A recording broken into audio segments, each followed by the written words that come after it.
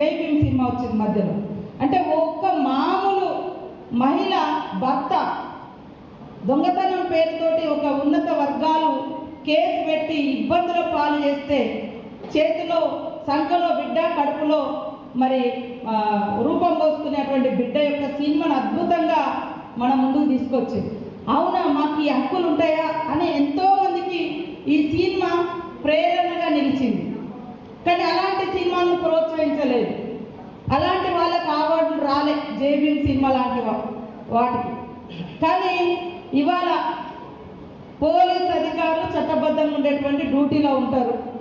వాళ్ళని బట్టలు ఇప్పేసి ఒక స్మగ్లర్ పాత్రలో ఒక స్మగ్లర్ పాత్రలో ఉండేటువంటి ఒక స్మగ్లింగ్ చేసేటువంటి హీరోలు పోలీస్ అధికారులను పోలీస్ స్టేషన్లలో బయట బట్టలు ఇప్పేసి నిలబెట్టి యథేచ్ఛగా స్మగ్లింగ్ చేసేటువంటి